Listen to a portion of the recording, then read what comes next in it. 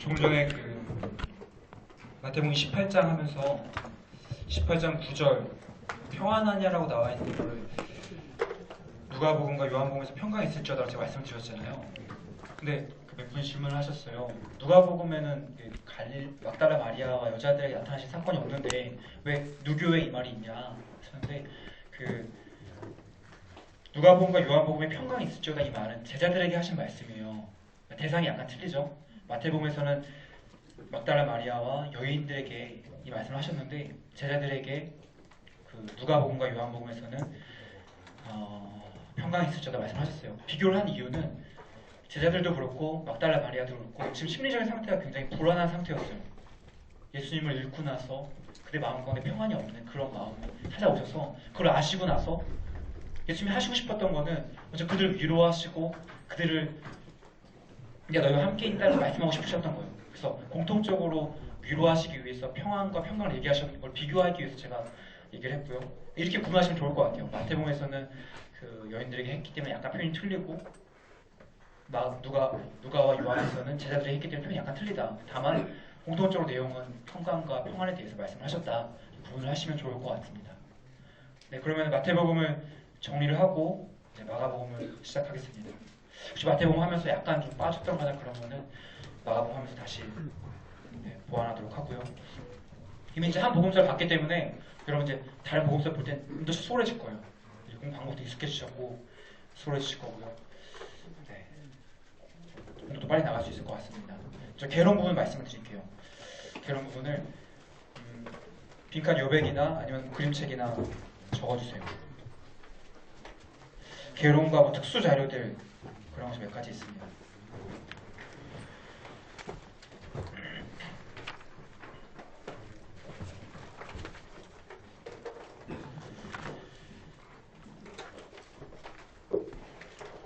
네, 말씀드릴게요. 1번 가장 먼저 기록된 복음서.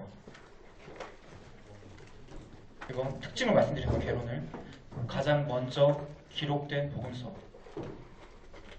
복음서 4권 중에 가장 먼저 기록된 게 마가복음이다 라는 거죠. 그러면 가장 먼저 기록된 신약 성경책은 뭘까요? 학자들 데살로니가 전서로 추정을 하고 있어요. 제가 지금 근데 마가복음이 가장 먼저 기록되었다는 게 마치 진리인 것처럼 얘기했잖아요. 이건 학설이에요, 사실. 우리 지금 성경책을 보시면은 마태, 마가, 누가, 요한수서 되어 있죠. 이게 보면 좀 약간 의아하지 않죠? 이게 장 순서로 써놓은 것 치고는 또 이것도 안 맞는 것 같고 왜 마태, 마가, 누가, 요한수서 되어 있나? 그러니까 18세기까지는 마태복음이 가장 먼저 기록되었다라는 학설이 가장 우세했어요. 근데 그 학설이 많은 고고학 자료들이 발굴되고 역사 비평 자료들을 이제 거치면서 마태보다 마가복음이 더 먼저 기록되었을 것이다라는 학설이 더 강한 이제 근거를 받게 된 거죠. 그 주장에 대해서 사람들이 더 많이 동의를 하게 됐어요. 지금도 심지어 마태복음이 가장 먼저 기록되었다고 주장하는 사람도 있어요. 근데 다만 우리 장신대와 많은 교단들에서는 마가가 먼저 기록되었 이게 맞지 않을까. 그랬기 때문에 마태와 누가복음에 영향을 주었고 Q자료와 MK자료 그런 것들도 그런 맥락에서 나온 거죠. 아무튼 이게 마가가 먼저 기록되었다는 전제 아래 성경을 보고 있어요, 우리. 그래서 그 영향을 받은 마태복음의 특수 자료들, 누가복음에 나온 표현들 구분을 하는 거죠. 2번 예수의 기적에 가장 관심이 많음. 예수의 기적에 가장 관심이 많음. 예수의 기적에 가장 관심이 많음. 3번 갈릴리 예루살렘 이동 구조가 분명. 갈릴리 예루살렘 이동 구조가 분명. 4번 사복음서 중 가장 짧은 복음서. 누구나 맞출 수 있는 문제가 가끔 시험에 나와요. 사복음서 중 가장 장수가 적은 책을 고르시오.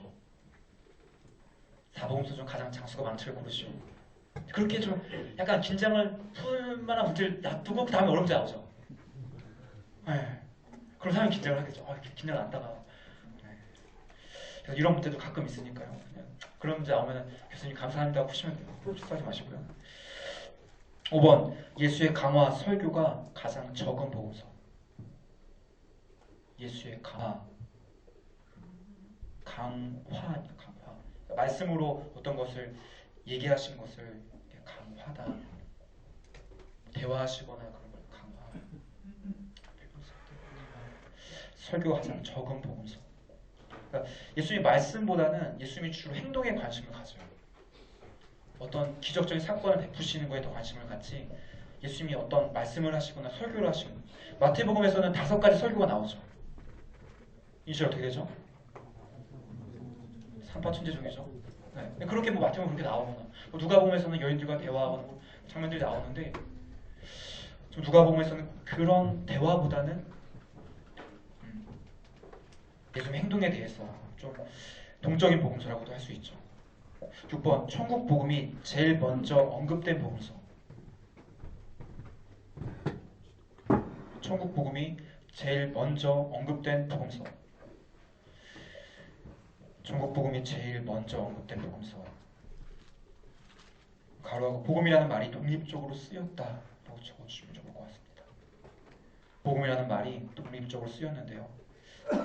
그것은 1장 1절과 8장 35절, 10장 29절.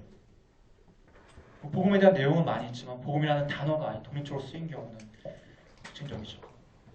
천국 복음이 제일 먼저 언급된 복음서고요. 1장 1절에 나왔으니까 제일 먼저 언급되었겠죠. 천국 복음이 제일 먼저 언급되었고요. 복음이라는 말이 독립적으로 쓰였습니다. 1장 1절에 이렇게 시작을 하잖아요.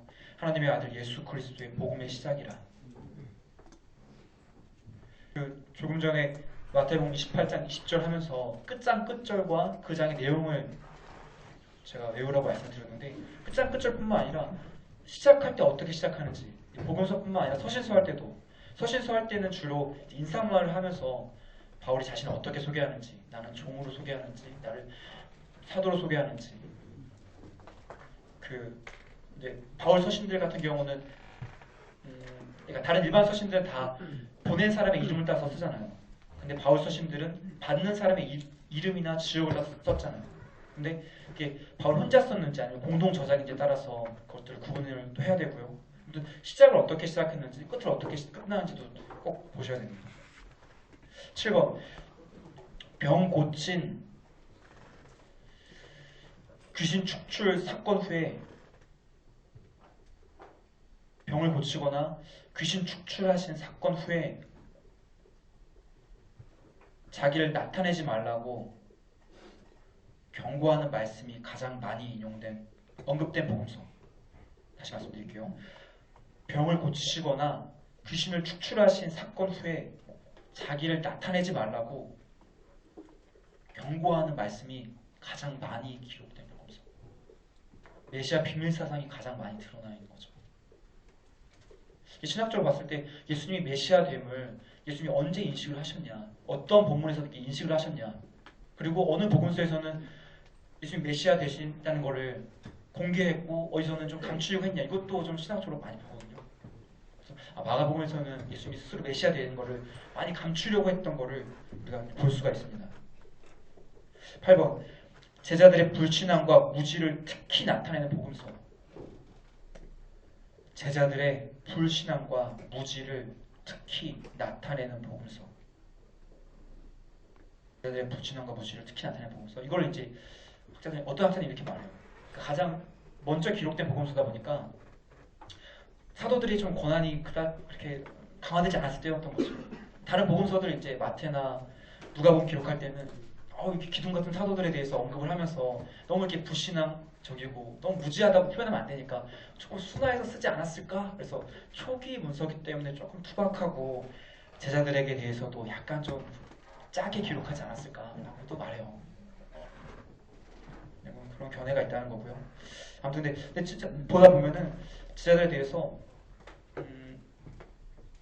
마태복음에서는 믿음이 적은 자들아 얘기했던 거를 마가복음에서는 너희 믿음이 어디 있느냐, 너희 믿음이 없는 자들아 말씀하시고요.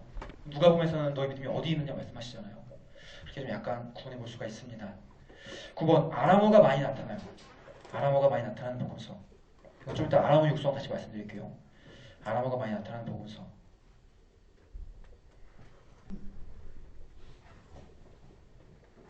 아람어가 많이 나타나는 복음서. 10번 시작, 중간, 마지막에 예수를 하나님의 아들로 묘사. 시작, 중간, 마지막에 예수를 하나님의 아들로 묘사. 시작은 1장 1절이고요. 중간은 5장 7절. 시작은 1장 1절, 중간 5장 7절, 마지막은 15장 39절에서 예수를 하나님의 아들이라고 묘사를 합니다. 11절, 본문 시작과 함께 구약의 인용이 가장 먼저 나타나요. 본문 시작과 함께 구약의 인용이 가장 먼저 나타나요. 그러니까 구약의 인용이 가장 많은 복음서는 마태복음이잖아요. 근데 그 1장 2절부터 이제 인용을 하죠. 말라기 3장 말씀과 이사야 40장 말씀을 인용을 하면서 세례 요한에 대한 이야기를 시작을 해요.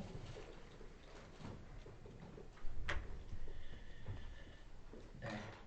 11가지 다 적으셨죠? 못 적으신 거 있나요? 11번 다시 말씀드릴게요. 본문 시작과 함께 구약의 인용이 가장 먼저 나타난. 시험에 이렇게 나올 수 있겠죠. 그 사복음서 중 구약의 본문을 가장 먼저 인용한, 가장 앞에 인용한 복음서는 어디인가요? 이렇게 나온다면 마가복음이라고 보시면 되겠죠. 본문 시작과 함께 1장 2절부터 나오니까요. 구약의 인용이 가장 먼저 나타난 복음서. 네, 1장 1절과요. 8장 35절과 10장 29절이 나옵니다. 네. 10번이요. 시작, 중간, 마지막에 예수를 하나님의 아들로 묘사해 있는데요. 시작은 1장 1절. 하나님의 아들 예수 그리스도의 복음의 시작이라 되어 있고요. 중간은 5장 7절이고요. 마지막은 15장 39절입니다. 혹시 또 못 적으신 거 있나요? 다 적으셨죠? 마가 특수자료. 이거 시험에서 자주 나와요. 개론 부분은 그냥 이해를 위한 부분이에요. 그러니까 이제 마가복음을 볼 때 이런 관점에서 봤으면 좋겠다. 그런 부분인데 특수자료 그리고 이제 곧 이어서 할 아람어 육성은 시험에 진짜 자주 나와요. 꼭 외우셔야 돼요. 5가지 특수자료 말씀드리겠습니다. 1번 예수 미쳤다. 1번 예수 미쳤다. 예수님 뭐 미쳤다라고 하는 발언이 나와요. 3장에 나오죠. 2번 천천히 할게요. 1번 예수 미쳤다. 3장에 나오고요. 2번 스스로 자라는 씨앗 비유. 스스로 자라는 씨앗 비유는 4장에 나옵니다. 스스로 자라는 씨앗 비유 4장에 나오고요. 세 번째 벳세다 맹인 치유. 3번 벳세다 맹인 치유. 이 사건은 8장에 나옵니다. 벳세다 맹인 치유 사건. 네 번째로는 알몸으로 도망간 청년. 14장에 나오는데요. 14장에 그 예수님이 체포되실 때 그때 어떤 청년 한 명이 그 알몸으로 도망갔다. 그렇게 기술을 하고 있습니다. 특이죠. 5번 선교 명령. 마태복음에서도 선교 명령이 특징적인 거라고 말씀드렸는데 여기도 특이라고 말씀드린 이유는 두 개가 너무 성격이 다르기 때문이에요. 그래서 이니셜을 달면은 미스벳 알선이 됩니다. 미스벳 알선. 따라해볼까요? 미스벳 알선. 미스벳 알선 꼭 외우셔야 돼요. 네, 그럼 여러분들의 그 장기 기억이 얼마나 되는지 한번 테스트 해보겠습니다. 저를 한번 봐주시겠어요? 네, 선교 명령 16장입니다. 16장이고요. 여러분들의 단기 기억부터 할게요. 단기 기억부터. 저를 봐주시고요. 마가 특수자료가 뭐죠? 이니셜이? 네, 미가 뭐였죠? 스, 벳, 알, 선교 명령. 네, 16장이에요. 그러면 벳세다 맹인 치유 사건이 몇 장에 나오죠? 네? 8장에 나와요. 예수 미쳤다. 3장. 알몸으로 도망간 청년. 14장. 네. 그럼 이제 여러분들의 장기 기억을 테스트하겠습니다. 마태 이적 특수 이니셜이 뭐죠? 두 배인 표현이죠. 네. 기억하세요. 하시네요. 마태 5대 설교 뭐였죠? 삼파 천재종이었죠. 마태 비유 특수 이니셜이 어떻게 되죠? 갑오징그 종포 듀얼량이죠. 네. 그뿐만 아니라 누가 보면 또 특수자료 있어요. 요한이 또 특수자료 있고요. 이거 다 외우려면 표현을 다 외울 수 없잖아요. 이니셜 하는 이유가 이니셜만 다 외워도 시험 볼 때 이거 온 것 같다 풀 수가 있어요. 여러분들 기출문제 풀어보시면 알겠지만 80%가 객관식이에요. 그러니까 대충만 알아도 풀 수 있는 문제가 사실 많이 있어요. 그러니까 이니셜로 잘 외우시면 좋을 것 같고요. 네, 마가 특수자료 이거 내일 시험에 나올 확률 굉장히 높겠죠. 내일 시험 봐요. 지금 몇몇 분이 내일 하루밖에 시간이 없는데 시험을 보나. 암송 봐야죠. 하지 말까요? 네, 이게 부담되시는 분은 그냥 마음 비우고 오세요. 네, 저희가 잘 보신 분에게는 혜택을 드리지만 못 보신 분에게 뭐 점수 공개하라고 안 하잖아요.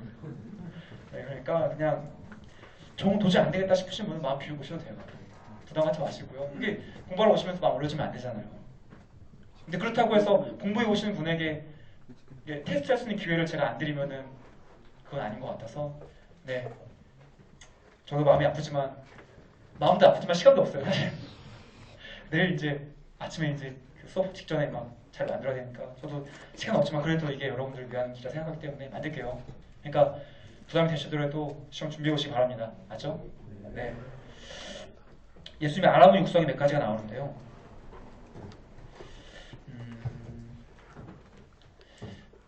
저 아람의 육성이 뭔지 말씀드릴게요.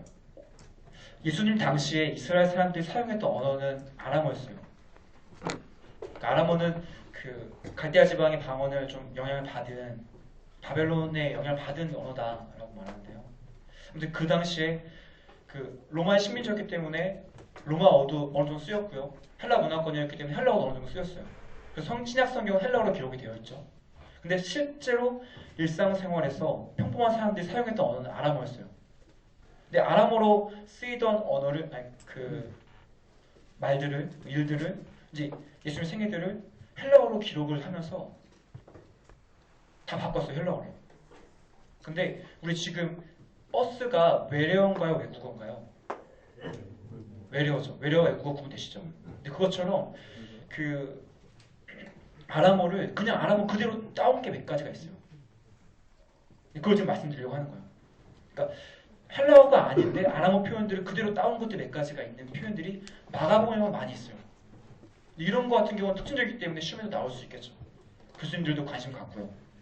1번 아바. 아빠.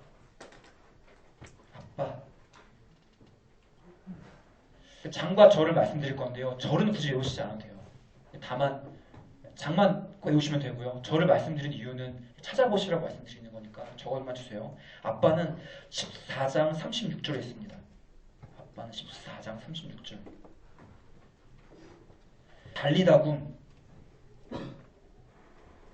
달리다굼은 5장 41절에 있습니다. 달리다굼은 5장 41절에 있습니다. 한번 고르반은 7장 11절에 있습니다. 고르반 7장 11절에 있고요. 4번 게헨나 가로하고 지옥이라고 적어주세요. 게헨나 이건 제가 적어줄게요. 성경에 안 나오는 말이기 때문에 지옥이라고 적어주세요. 이거는 9장 43절에 나옵니다. 5번째 아멘. 5번째 아멘. 가로하시고요. 3장 가로하시고 진실로 적어주세요. 진실로. 5번에 아멘. 3장 28절에 나옵니다. 6번 엘리 라마 사박다니. 마태복음에 나왔던 거죠. 몇 장이죠? 17장이요? 15장. 15장이죠. 이거는 아셔야 되죠. 15장 34절입니다. 15장 34절. 엘리 라마 사막다니. 7번 에바다. 에바다는 7장 34절에 나옵니다. 8번 보아너게.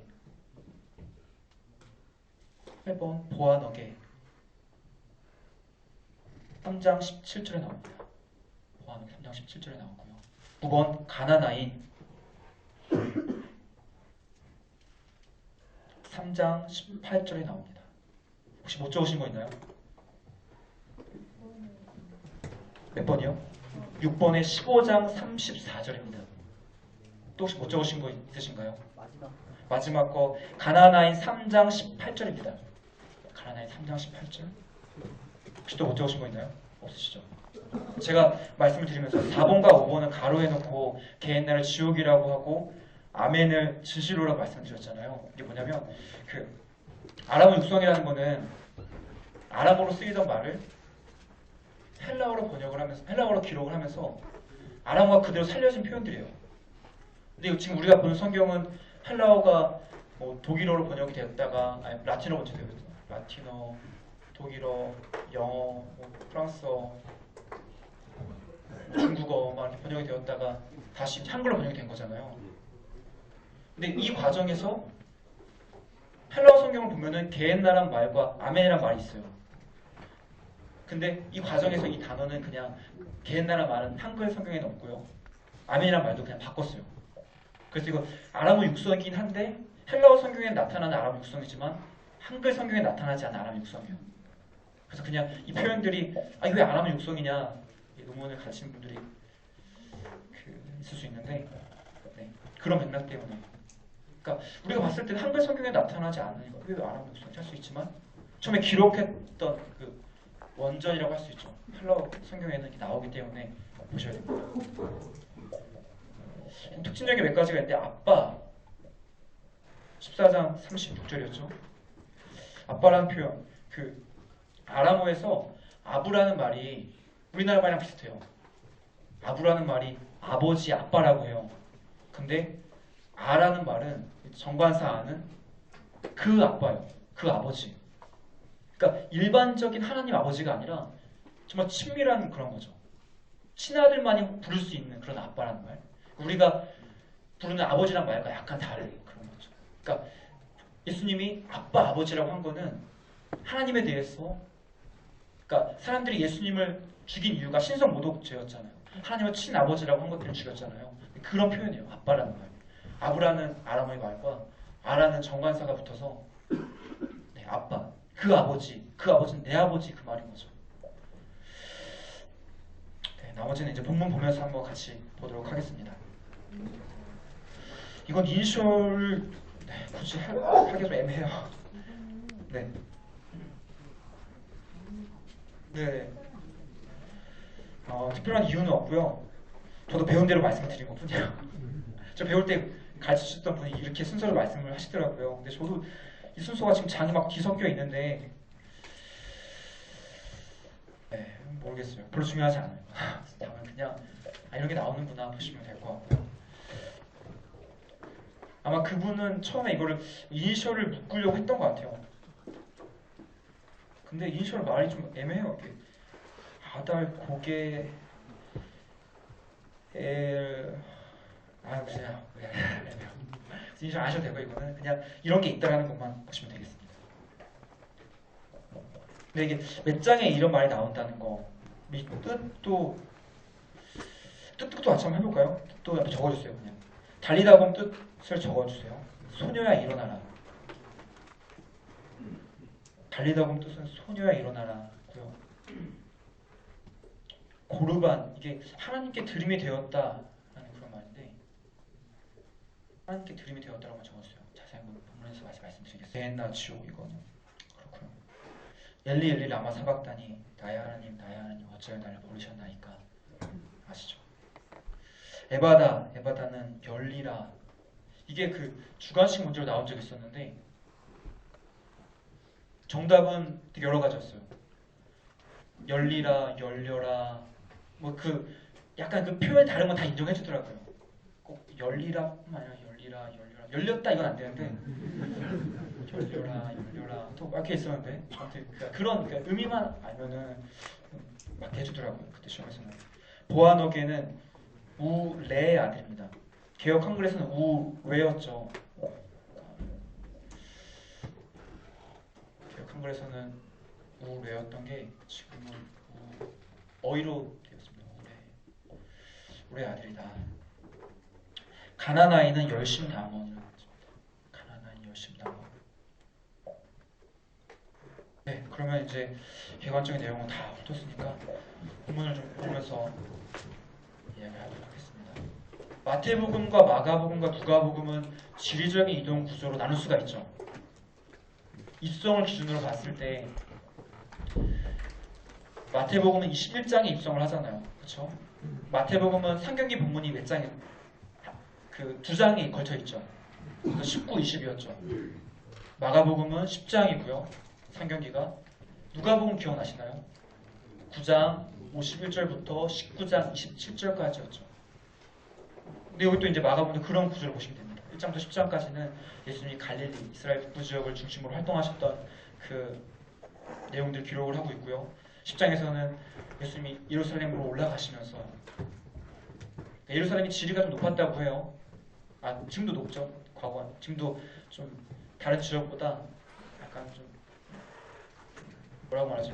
해발 고도가 높은 지역인데 그렇기 때문에 예루살렘에 갈 때 숲속이기 때문에 올라간다는 표현도 있지만 지리적인 구조 자체가 약간 언덕 올라가야 되기 때문에 올라간다는 표현을 써요. 마지막 11장부터 16장까지는 예루살렘에서 마무리하시는 그런 구조를 띠고 있습니다. 네, 그러면은 이제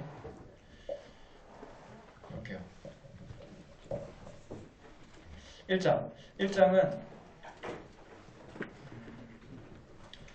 1절은 세례 요한에 대한 내용으로 시작을 합니다. 1장 1절 세례 요한. 그간 세일 3.1.3.1이었죠. 마태복음 할 때 적으셨던 것들, 암기하셨던 것들 기억이 나시죠? 이제 세례 요한 세일 3.1.3.1입니다. 9절 예수 세례. 기억나시나요 혹시?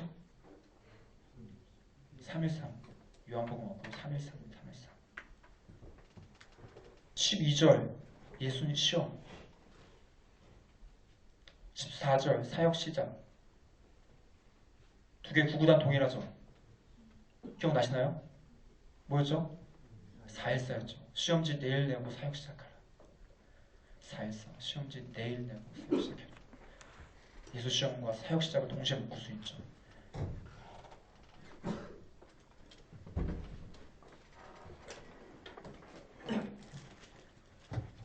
16절 내 제자 부르심.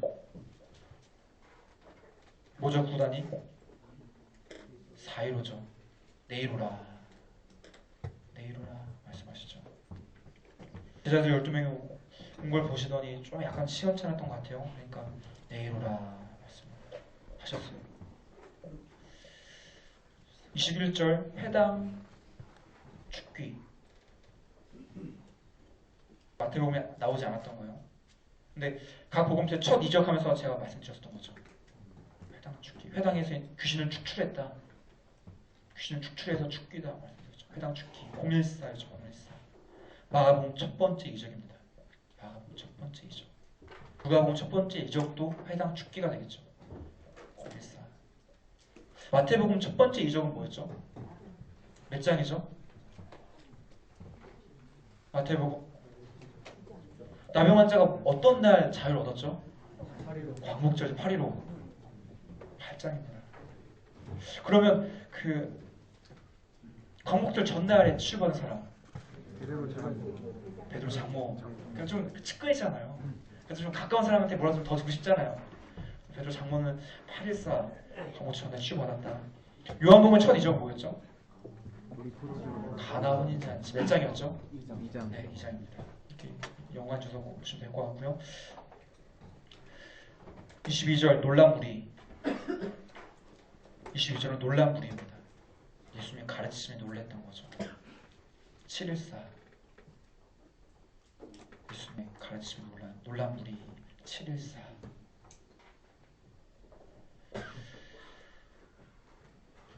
여기 나오네요. 29절 베드로 장모치요. 구나 외우셨죠? 814. 8장 1장 4장이고요. 32절에 귀신 축출 사건이 나옵니다. 귀신 축출.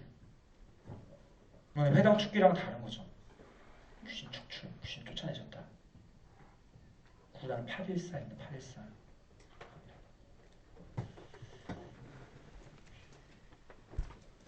35절 새벽기도 이고요. 막 특자입니다. 밀스베 달성에 들어가지 않는데도 제가 중간중간에 보던 마가복음에만 나온 특수 자료입니다. 말씀드릴 거예요. 뭐냐면 그 어떤 사건 전체가 특기는 아니지만 그 표현 자체가 표현을 봤을 때 그 표현이 마가복음에만 나오면 특수 자료다 볼 수가 있죠. 38절은 전도 여행이고요. 38절은 전도 여행 014입니다. 014. 40절 나병 환자 치유. 나병 환자 치유는 815입니다. 815.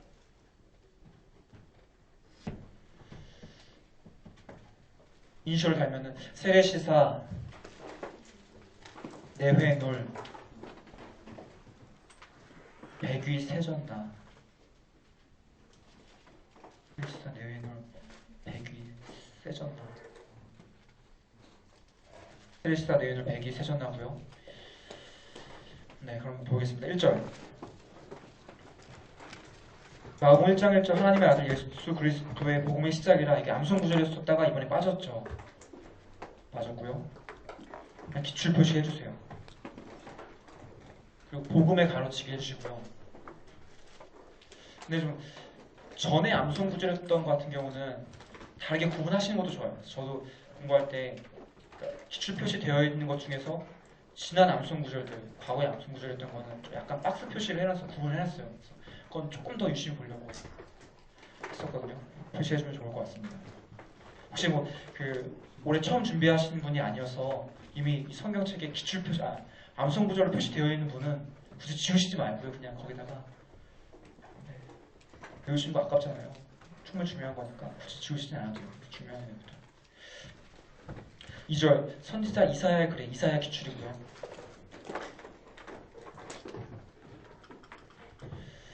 그의 기출입니다. 보라 내가 내 사자를 내 앞에 보내노니 그가 내 길을 준비하리라. 말라기 3장 1절 말씀을 인용을 하셨어요.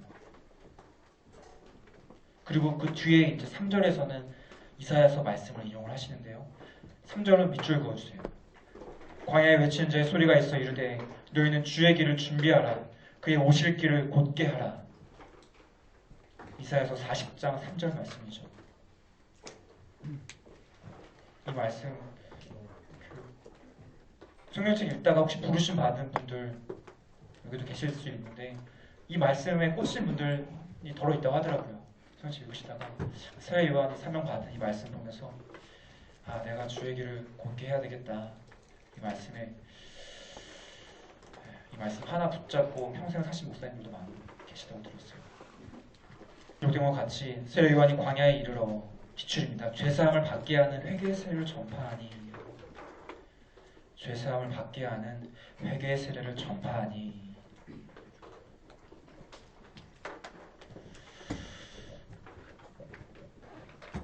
온 유대 지방과 예루살렘 사람이 다 나아가 자기 죄를 자복하고 요단강에서 그에게 세례를 받더라. 6절 기출입니다. 요한은 낙타털 옷을 입고 허리에 가죽띠를 띠고 메뚜기와 석청을 먹더라. 낙감에서 동그라미 해주세요. 낙감에서 열왕기 1장 8절에 나와 있는 엘리야의 모습과 유사하죠. 네. 낙감에서 그가 전파하여 이르되 나보다 능력 많으신 이가 내 뒤에 오시나니 나는 굽혀 그의 신발끈을 풀기도. 밑줄입니다. 신발끈을 풀기도. 마태복음에서 뭐라고 했었죠? 신을 들기도 감당치 못합니다. 근데 마가, 누가, 요한은 다 신발끈을 풀기도 감당치 못합니다. 신들 풀풀풀 이렇게 외울 수 있죠. 신들 풀풀풀. 그래서 보겠습니다. 8절 기출입니다. 나는 너에게 물로 세를 베풀었거니와 그는 너에게 성령으로 세를 베푸시리라. 마가복음에서는 성령이라고 말했는데 마태와 누가에서는 불도 같이 얘기하고 있어요. 예수님께서 오셔서 성령과 불로 세를 주실 것이다. 그러니까 마가에서 성령이라고 되어 있는 거를 마태복음과 누가복음을 기록을 하면서 그 성령이라는 자료에다가 불이라는 자료를 추가를 한 거죠. 각 복음서는. 이거를 이제 Q자료다 그렇게 얘기를 하는데 뭐 용어는 굳이 모르셔도 되지만 이런 이렇게 구분되는 자료들을 나눌 수 있다는 거 보시면 되겠습니다. 9절 그때 예수께서 갈릴리 나사렛으로부터 와서 요단강에서 요한에게 세를 받으시고 10절 밑줄입니다. 물에서 올라오실 때 하늘이 갈라짐과 마태와 누가에서는 하늘이 열렸다 말하죠. 열렸다 말하고 있는 거를 마가복음에서 갈라졌다 표현 투박하죠. 하늘이 열린 거 왠지 그 자동문처럼 쫙띵 하면서 열린 거 같잖아요. 네, 그런 영상 되시지 않아요? 하늘이 열려졌다. 근데 갈라졌다 왠지 찢은 거 같죠. 갈라졌다 표현이 투박해요. 그래서 투박한 표현은 대체로 마가복음이라고 보시면 돼요. 자동문처럼 딱 센서에 있어서 막 하늘이 열린 것 같은 게 마태와 누가였다면 마가복음에서는 하늘이 갈라졌다, 찢어졌다 이렇게 얘기한 것 같아요. 성령이 비둘기같이 자기에게 내려오심을 보시더니 하늘로부터 소리가 나기를 기출입니다. 너는 내 사랑하는 아들이라 내가 너를 기뻐하노라 하시니라. 너는 내 사랑하는 아들이라 내가 너를 기뻐하노라 하시니라. 이거 마태복음에서 정리했었죠. 이 표현은 마가와 누가가 동일하고요. 마태만 이는 내 사랑하는 아들이요 내 기뻐하는 자라 했었던 거 기억나시죠? 마태복음 했던 거 보고 적으시고요. 넘어가겠습니다. 지금은 12절 기출입니다. 성령이 곧 예수를 광야로 몰아내신지라. 성령이 예수를 광야로 몰아내신지라. 성령 가로치게 해주시고요. 마태복음에서는 성령에 이끌리어, 누가복음에서는 성령이 이끌리어 됐는데 마가복음은 몰아내셨다. 좀 표현이 좀 약간 그래요. 좀 투박해요. 성령이 뭐 예수를 막 발로 걷어차면서 몰아낸 것 같이 이렇게 표현을 하고 있어요. 이끌고 갔다는 거는 그냥 잘 따르고 간 건데 마가복음은 약간 투박하죠. 네, 그런 표현들 보시면 되겠고요. 13절. 근데 13절 광야에서 40일 기출이고요. 40일 계시면서 사탄에게 시험을 받으시면 사탄 기출이고요. 들짐승과 함께 계시니 이거 밑줄입니다. 들짐승과 함께 계시니 천사들이 수종 들더라 기출이고요. 천사들이 수종 들더라.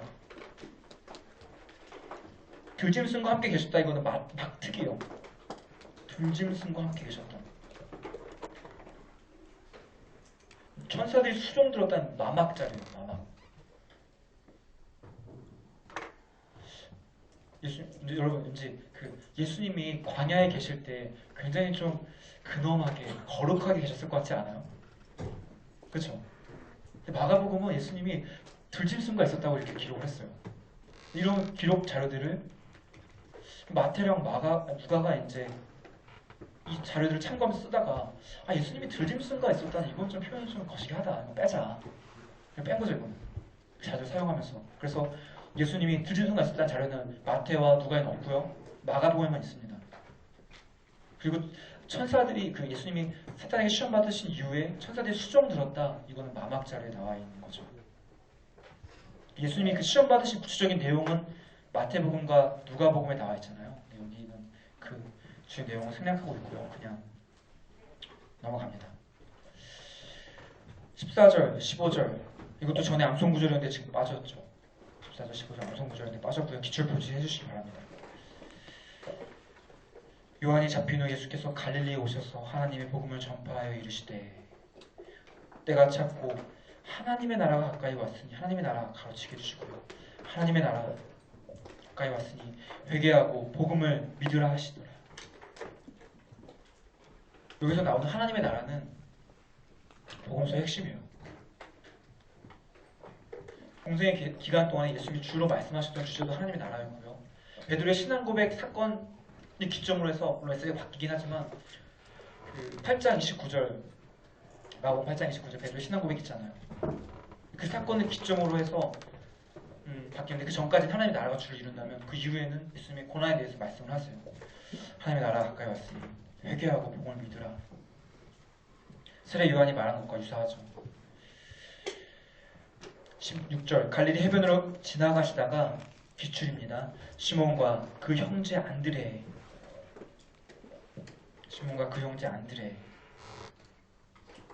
시 동그라미 해주시고 안 동그라미 해주세요. 바다에 금을 던지는 것을 보시니 그들은 어부라. 기출입니다. 그들은 어부라. 예수께서 이르시되 나를 따라오라. 내가 너희로 사람 낚는 어부. 기출입니다. 사람 낚는 어부가 되게 하리라 하시니 사람 낚는 어부가 되겠다. 이거는 마막자료고요. 누가복음에서 사람을 취하리라 나오고 있죠. 마막에서는 사람을 낚는 어부가 되게 하겠다 말씀하셨다가 누가복음에서는 사람을 취하리라 말씀을 하시고 계십니다. 네. 그리고 18절 그물을 버려두고 밑줄이고요. 곧 그물을 버려두고 따르니라. 곧이라는 단어 예수님이 명령과 동시에 바로 순종을 하고 있어요. 조금 가시다가 기출입니다. 세베대의 아들 야고보와 그의 형제 요한. 야 동그라미 요 동그라미. 보시니 그들도 배에 있어 그물을 깁는데 곧 부르시니 그 아버지 세베대의 품꾼들과 함께 배에 버려두고 예수를 따라가니라. 시안야요가 되겠죠. 시안야요.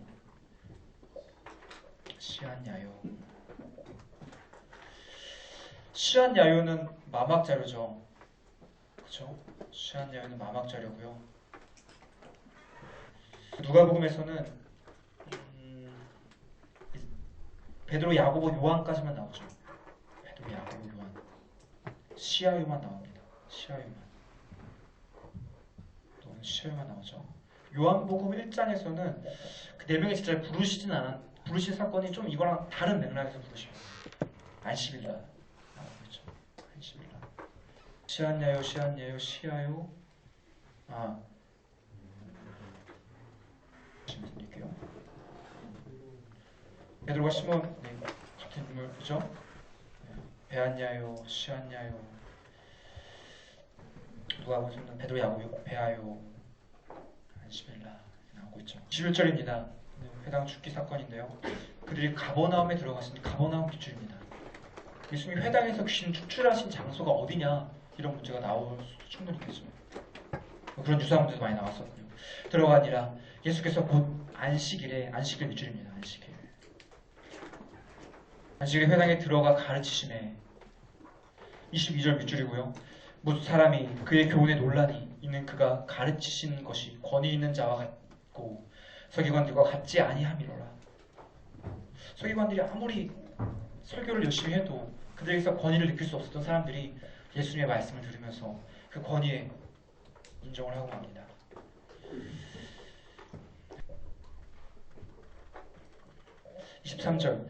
마침 그들 회당에서 더러운 귀신들의 사람이 있어 소리질러 이르되 회당에서 막 소리를 지르고 있어요.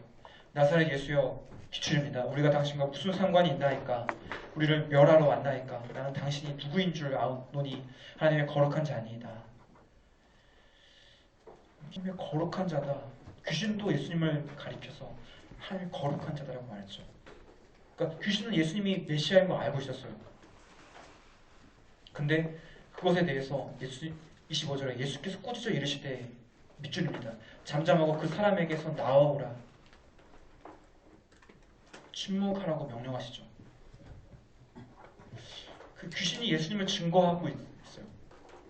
그러니까 사실 제자들보다도 먼저 예수님을 증거한 사람은 귀신이었어요. 그렇죠? 근데 예수님이 그걸 막죠.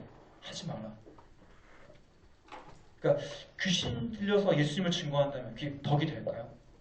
가끔 지나가다 보면은 좀 부담스럽게 하시는 분들 보이죠.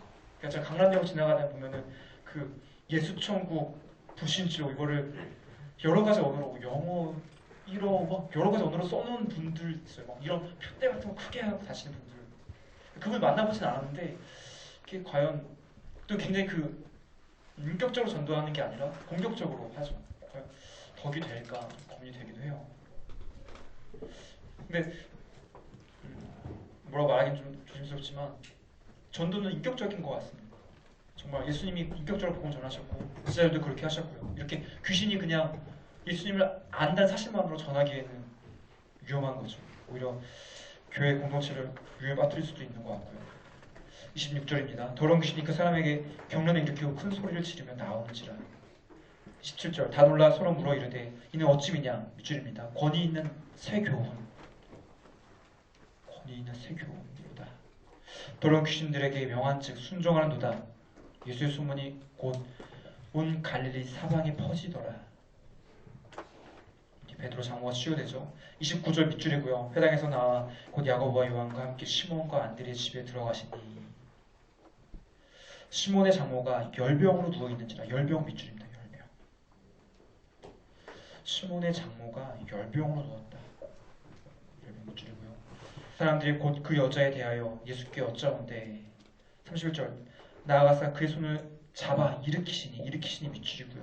열병도 밑줄입니다.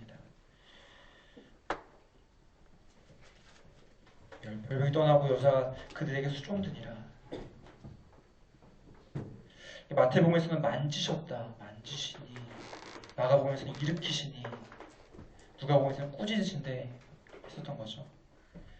마태복음 만지시니, 마가복음 일으키시니, 누가복음 꾸짖으신데 예수님이 베드로 장모를 치유하면서 표현이 약간씩 다르고 있습니다. 저물어 해질 때 모든 병자와 귀신 들린 자를 예수께 데려오니 온 동네가 그 문 앞에 모였더라. 예수께서 각종 병이 든 많은 사람을 고치시며 많은 귀신을 내쫓으시며 귀신 내쫓으셨죠. 귀신 축출하신 사건입니다. 밑줄입니다. 귀신이 자기를 알므로 그 말하는 것을 허락하지 아니하시니라. 마찬가지로 귀신이 예수님을 증거하는 것을 다시 한번 받고 계십니다. 35절 기출입니다. 예수님이 지금 21절부터 34절까지 안식일에 굉장히 분주한 일정을 보내셨어요. 회당에서 설교하시고요. 그리고 귀신들 쫓아내시고 병든 사람 고치시고 베드로 장모도 고치시고 이런 사건들을 겪으신 다음에 그냥 피곤하시잖아요. 많은 목회자들의 안식일은 언제죠? 월요일입니다. 월요일. 오늘 안식일이에요. 사실 목회자들에게. 목사님들 월요일이 쉬는 날이잖아요. 출근 안 하시고. 예수님 보면은 이렇게 사역을 많이 하신 다음날 새벽에 기출입니다. 새벽 아직도 밝기 전에 예수께서 일어나 나가 한적한 곳으로 가서 거기서 기도하시더니, 물론 새벽 예배는 전 세계에서 유일하게 우리나라만 하죠. 그래서 대한민국 목회자는 참으로 행복한 직업이다 라고 말하잖아요. 참 힘들지만 행복하죠. 새벽 예배 전통이 그 개화기 때 목사님 성함이 정확히 안 나는데 길선주 목사님인가요? 그분 통해서 이제 시작이 되었다라고 들었는데, 그러니까 그 전까지 없었어요. 근데 물론 그 초대교회 공동체에는 그 사람들 신분이 로마에서 다 종이고 그러다 보니까 모일 수 있는 날이 없어서 새벽에 모였다. 그래서 새벽 예배가 그때 있었다라고도 하는데, 아무튼 중요한 거는 예수님께서 이렇게 바쁜 일정 가운데서 굳이 시간을 구별해서 기도를 하신 거죠. 왜냐하면 너무 분주하기 때문에 그렇게 구별하지 않으시면 하나님과 대화하실 수 없다는 걸 아셨던 것 같아요. 그래서 새벽 예배를 강조하는 목사님들이 이 말씀을 인용을 하시죠. 예수님께서 이렇게 설교를 하셨다. 그러니 아무리 힘들어도 나와야 된다 말씀하시죠. 교수님들도 좋아하시는 부분이고요. 그리고 절도 외우시면 좋아요. 1장 35절. 헷갈리신가요? 여러분들이 공부를 하시다가 1시까지 공부를 하셨어요. 새벽 1시까지 공부를 하셨는데, 그러니까 이제 뭐 그런 일 있으면 안 되겠지만 저도 약간 불면증을 겪었어요. 불면증 굉장히 괴롭잖아요. 너무 이게 불안한 마음에 3시까지 잠을 못 잤어요. 그런데도 불구하고 다음날 아침 새벽 예배 가려고 5시에 알람이 울렸어요. 너무 진지하게 들으시는데요. 진지하게 들은 건 아니에요. 그럼 2시간만 자고 일어나는 그 마음이 굉장히 씁쓸하겠죠. 그런데 불구하고 새벽 예배 가는 사람의 마음 어떨까요? 간절하겠죠. 그런 마음으로 이걸 외우세요. 1장 35절입니다. 1시에 누웠다가 3시까지 뒤척이다가 잠들었는데 5시에 일어나서 새벽 예배 갑니다. 그 마음 묵상하시면 이 절이 외워질 거예요. 경험해보신 분은 한 번에 막 이렇게 꾸덕꾸덕 하실 거예요, 진짜. 특세라서 어쩔 수 없이 나가야 되는 마음. 네. 그렇죠. 35절 이거 새 중에 가장 무서운 새 특세라고 하던데. 절도 근데 꼭 보셔야 됩니다. 35절. 절을 묻는 문제가 간혹 나오거든요. 시험에 따라 틀리지만 많은 경우는 한 5문제에서 10문제 가까이 10문제 가까이 나오면 뭐 거의 이거는 틀려라고 작정하라는 거죠. 그의 그 난이도를 굉장히 높여서 평균을 떨어뜨리겠다라는 교수님의 결혼한 의지죠. 그러면 가뿐하게 틀려주시면 돼요. 부담 갖지 마시고 이건 다 몰라 하고 틀려주시면 돼요. 근데 뭐 중요한 것들 있잖아요. 정말 이거는 뭐 베드로의 신앙 고백이랄지 아니면 암송 구절이랄지 예전 암송 구절 뭐 그런 거 같은 경우는 이런 거 좀 강조할 수 있는 거는 절까지 하셨을 때 혹시 맞추면 그러면 이제 뭐 기분 좋은 거죠. 아, 남이 틀리면 내가 맞추면 속으로 쾌재를 부르는 거죠. 조용하게 쾌재를 불러야죠. 뭐 크게 쾌재를 부르면은 안 되니까요. 아무튼 네, 그렇고요. 36절 시몬과 및 그와 함께 있는 자들이 예수의 뒤를 따라가.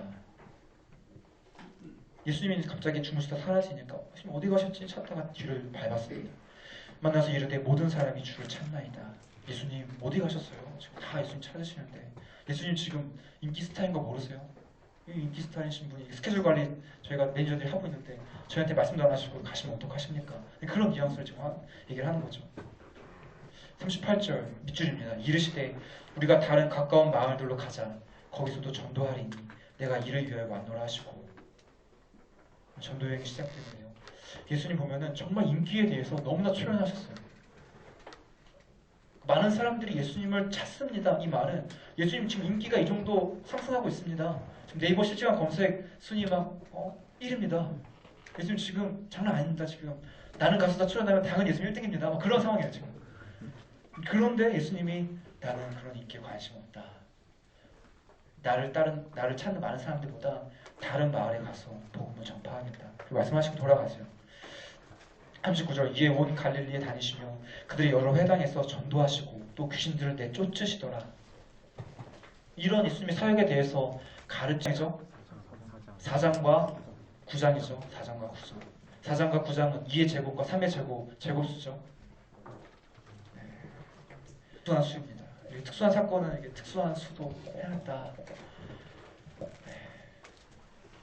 39절 이에 온 갈릴리에 다니시며 그들 여러 회당에서 전도하시고 또 귀신들을 내쫓으시더라. 40절 한 나병 환자가 예수께 와서 물어 엎드려 간구하여 이르되 원하시면 저를 깨끗하게 하실 수 있나이다. 나병 환자가 간구하고 있어요. 41절 밑줄입니다. 예수께서 불쌍히 여기사 손을 내밀어 그에게 대시며 이르시되 내가 원하노니 깨끗함을 받으라.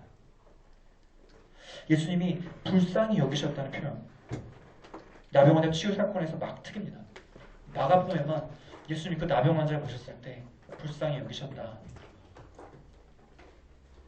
42절 곧 나병이 그 사람에게서 떠나가고 깨끗하여진지라. 43절 곧 보내시며 엄히 경고하사. 이번엔 또 예수님을 증거하려고 하니까 예수님이 하지 마라 말씀하세요. 44절 밑줄이고요. 삼가 아무에게 아무 말도 하지 말고 예수님을 증거하지 말라 말씀을 하세요. 메시아 비밀 사상과 연결되는데 가서 내 몸을 제사장에게 보이고 제사장 가로지깁니다. 내가 깨끗하게 되었으니 모세가 명한 것을 드려 그들에게 입증하라 하셨더라. 그 나병 환자를 구분하는 게 레위기 몇 장이 나오죠? 13장이죠. 그리고 14장에서는 나병 환자가 고쳐졌을 때 어떻게 돼야 되는지 말하고 있습니다. 예수님도 그 이스라엘의 율법과 전통들을 다 아셨던 거죠. 그렇기 때문에 그가 단지 몸만 치유될 것이 아니라 그의 삶과 사회성까지 다 회복되려면 제사장에게 가서 보여야 된다고 말씀하고 계시고요. 45절 밑줄입니다. 밑줄이고요. 그러나 그 사람이 나가서 이 일을 많이 전파하여 널리 퍼지게 하니 그러므로 예수께서 다시는 드러나게 동네에 들어가지 못하시고 오직 바깥 한적한 곳에 계셨으나 사방에서 사람들이 그에게로 나아오더라. 막특자료입니다. 막특자료입니다. 예수님이 드러나는 것 때문에 결국은 이제 숨으셨다. 그런 맥락에서 볼 수가 있고요. 2장 보겠습니다. 2장 1절 중풍병자 치유. 1절 중풍병자 치유. 1절 중풍병자 치유. 925죠. 925. 15절 레위인과 식사하심. 13절 레위 부르심을 할게요. 레위 부르심. 저 13절 레위 부르심 써주시고요. 15절에 세리와 15절에 세리 죄인들과 식사 다 925죠. 9장, 2장, 5장. 18절 금식 논쟁 이것도 925고요. 21절 새 가죽 부대 이것도 925죠. 23절 미리삭 안식일 논쟁. 예수님이 안식일 미리삭을 따먹었어요. 사람들이 막 시비를 하니까 예수님이 12이유 저 12이유 미리삭 안식일 논쟁 12이유 12장 6장. 인셜을 달면은 중례식 금세밀입니다. 중례식 금세밀. 중례식 금세밀 여기다가 그 마가복음 3장을 적볼게요. 3장 보시면은 3장 1절부터 손만한 사람 치유하는 사건이 나오잖아요. 이걸 같이 묶어서 2장 1절부터 3장 6절까지를 초기 논쟁 설화라고 적어주세요. 2장 1절부터 3장 6절까지를 초기 논쟁 설화. 이 초기 논쟁 설화에는 2장에 있는 중례식 금세밀과 3장 1절부터 6절까지에 있는 손만한 치유 사건이 포함되는 거죠. 중례식 금세밀 손이 초기 논쟁 설화이고요. 2장 장제목은 중례식 금세밀이 되겠죠. 다 적으셨죠? 더 나가기도 애매하네요. 시간이. 오늘 여기까지 하겠습니다. 내일 또 만나야 되니까요. 여기까지 하고요. 마지막 거요. 그 초기 논쟁 설화 중례식 금세밀은 2장의 장제목이잖아요. 거기다가 손만한 자 치유 사건인 손이 추가돼요. 중례식 금세밀 손 2장 1절부터 3장 6절까지. 혹시 뭐 못 적으신 거 있으신가요? 오늘 수업 내용 했던 것 중에서 질문 있으신 분은 끝나고 말씀하시는 게 낫겠죠? 가시는 분이 있으니까요. 수고 많으셨고요. 제가 기도하고 마치도록 하겠습니다.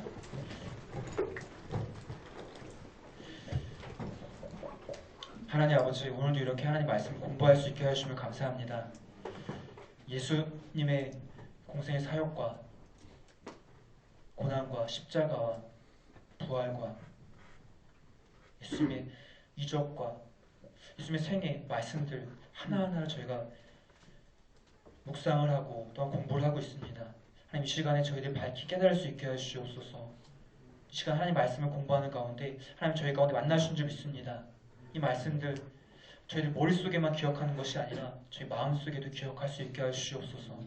그래서 저희들의 머리가 채워지는 만큼 저희들의 마음도 예수님을 향한 열정도 타오를 수 있게 해주시옵소서. 한 공부하는 과정이 쉽지는 않습니다. 1년 동안 공부하는 이 시간이 정말 마라톤을 뛰는 것처럼 힘이 들 때가 있습니다. 하나님 힘이 들 때 하나님께서 저희를 부르셨던 그 첫 음성들 그리고 말씀을 읽을 때 하나님께서 깨우쳐 주시는 그 마음들, 감동들 그것들 생각하면서 그 열정으로 이겨나가고 달려갈 수 있도록 하나님 선생님 허락하여 주시옵소서. 늦은 시간 집으로 돌아가시는 전도사님 한 분 한 분 발걸음 지켜주시고 내일 다시 만날 때까지 하나님 함께해 주시기를 기도드립니다. 이 모든 말씀 예수님의 이름으로 기도드립니다. 네, 수고하셨습니다.